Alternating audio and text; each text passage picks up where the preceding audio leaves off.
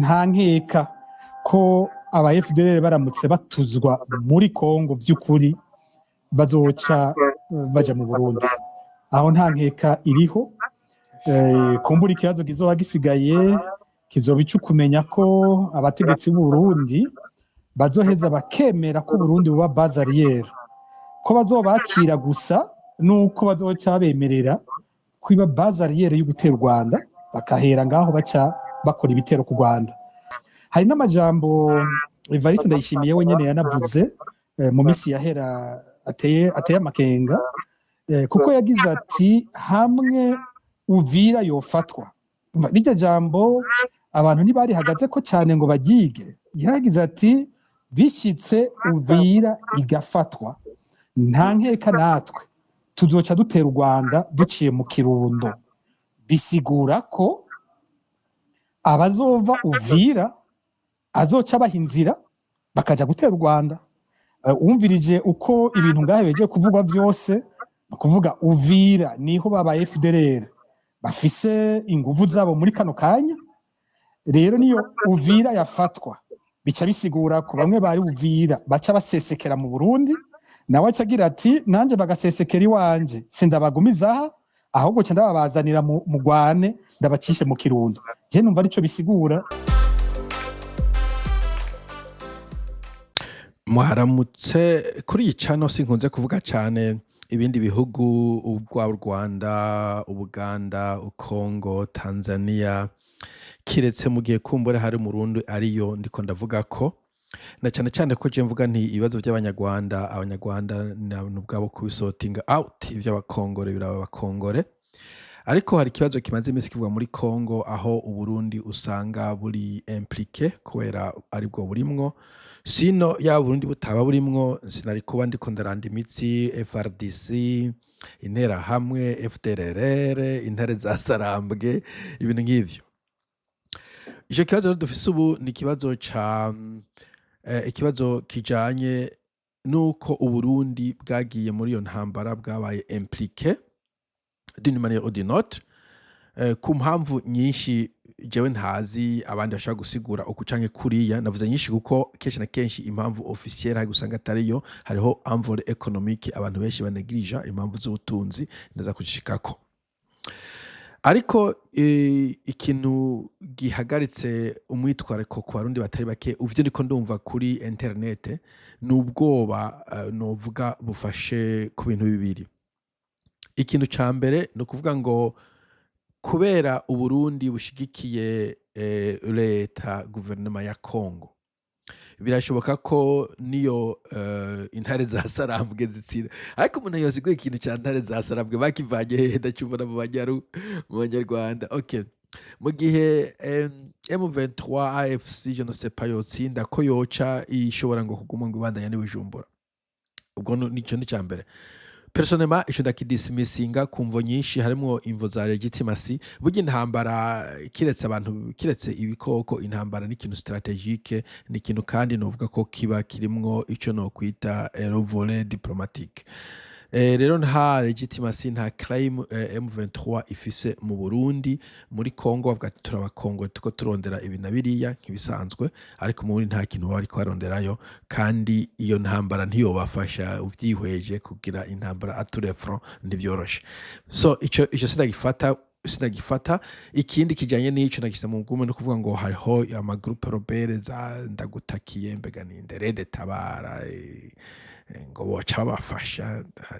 Again I don't think so.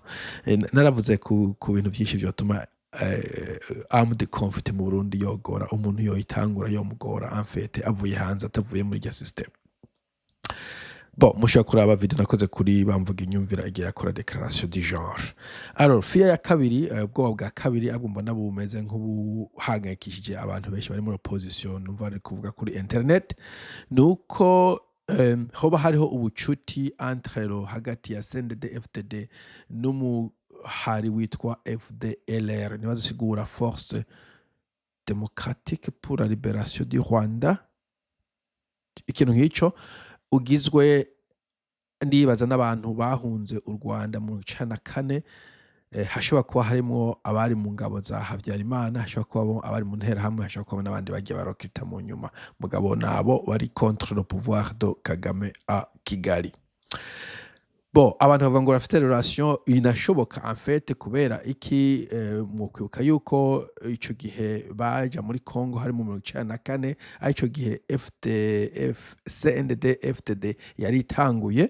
Hanyuma ico mumenye nuko FDD CNDD yatangujwe n'abantu novuga ata gisirikare bari bazi cinshi, novuga abari bari nko kwisonga bameze nk'abakaze, bari nk'umuntu avuye kuri iskamu naho nyene atayirangije, nibaza abantu bitwa bajya bangurube sinzi n'abandi bari bavuye nko mu wa kabiri mu wa mbere kuri iskamu, kumbure bari bazi gukora ama acrobacy gusa mugabo batari bwige strategy y'intambara.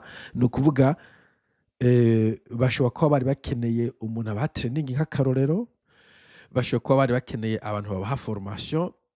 Hanyuma formation kubera abanyarwanda bavuga ururimi rusa n'urw'ikirundi kandi en realite bashobora kuba barahuza, urabona ko dufise ubwoko bumwe, bakavuga bo abatutsi batwirukanye mu Rwanda namwe mukobanya abatutsi mu Burundi, muri abavandimwe cyangwa cy'abanyarwanda reka dufatanye urugamba. Donc hashobora kuba bararonse na formation ishobora kuba yari gratuite canke bafise ibyo exchanging, je ne sais pas, mugabo ndi kuvuga ko c'est naturel ko wumva ko FDLR donc abasirikare ba Havyarimana ashobora kuba baravuze bati bon ntacyo dufise dukora n'ubundi, reka tuje tube turamenyeza abana Barundi bene wacu bari mu ishamba. Birashoboka, ntizivuze ngo vyarabaye, je sinigeze nja muri ico gishamba, sinigeze nta muntu tuzinanye canke umucuti canke umugenzi canke umwene wacu yari mu ishamba ngo ambwire, mugabo numva ari logical, numva ari natural ko abasirikare kwa Havyarimana bari kuforma aba CNDD FDD iyo babibasaba canke je ne sais pas ko ashobora kuba bakoraniye imishikirano nk'iyo.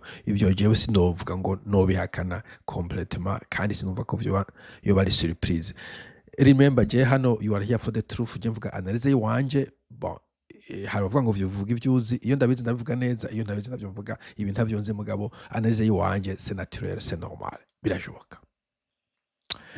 Okay, muri ico gihe rero ubwo buti buhagaze he? Ubwo buhagaze yuko ngo umushikirano hagati ya Kongo n'abayigwanya yuko n'u Rwanda wanashaka yuko gutuza aba ba FDLR bave muri bareke kuba menace ku Rwanda birimwo, sinzi ke reforme militaire vyofata niba bafata kasubiza mu Rwanda upa, ariko abantu bagaca bavuga ati kubera bafitanye ubucuti n'abarundi bari ku butegetsi bazoca bahungira i Burundi, bamwe ati bace batera u Rwanda, abandi ati Kagame ace yitanga aje kubazibira. Ivyo guhungira mu Burundi navyo it is a possibility bien sûr, umuntu ariko ahunga ahabonye ashobora guhunga ku mupaka karengana. So uba tuje muri Kongo hashobora kuja muri Angola, muri Zambia, muri Centrafrique, ahantu hose apakanye na Kongo Uburundi burimwo. Hari nabo hunga baja mu Rwanda mu gihe basugerejwe, iyo umuntu atsugerejwe aja n'importe où. Bon, mu Burundi rero nuva ko yo bari easy kubera niba barafatanije mu gihe bari ku rugamba bafitiye ideni, twarabafashije gifata sort of, natwe turamerewe nabi muradufasha. Ivyo camaraderie zibaho, whether we like it or not, that's not but the point is umuntu yagufashije nawe yageze mu makuba kenshi na kenshi uramufasha. Ivyo birashoboka ko bosubira boja mu Burundi, mugabo si kuvuga ngo boca batera u Rwanda.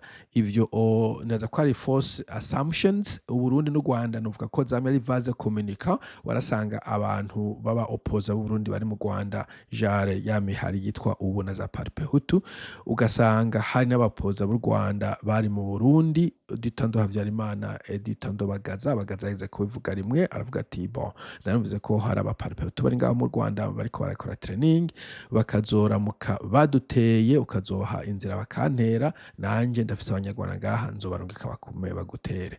Baca babanaho muri ubwo, nta muntu yigize aterana, umenga baheze ngo bagize kugira attent muri Nord, mugabo nta nuvuga ko babanye muri ayo mahoro negocier muri iyo nzira. Ivyo birashoboka no mu Burundi kubera iki? Nkuko gaza bivuga nta numuyunguka, ibihugu bibigwanye muhomba mwese.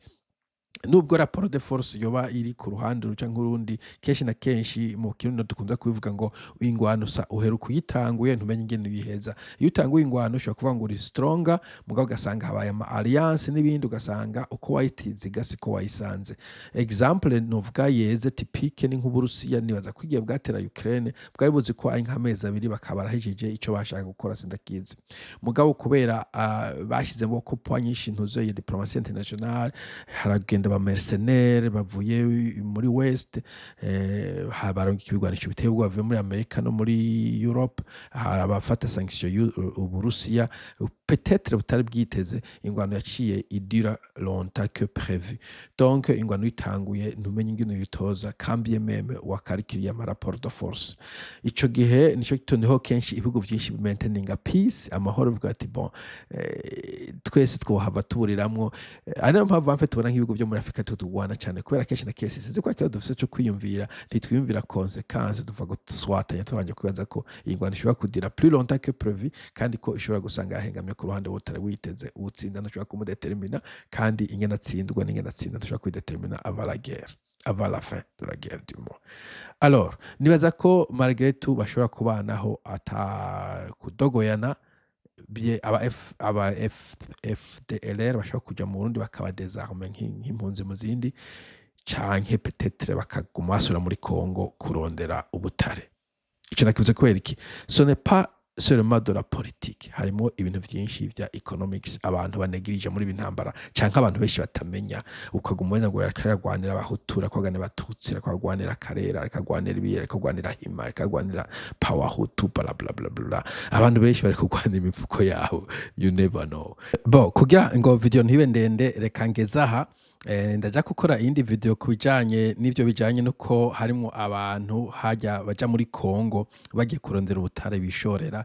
Ni interview numvise novuga yo mu insider umuntu yavuye muri CNDD FDD avuga ukuntu aba ba general b'i Burundi bariko bicuruza inzahabo muri Kongo bazishora muri Middle East. Reka ni muri video ija gukurikira tugira amahoro tuzosubira. Bye bye.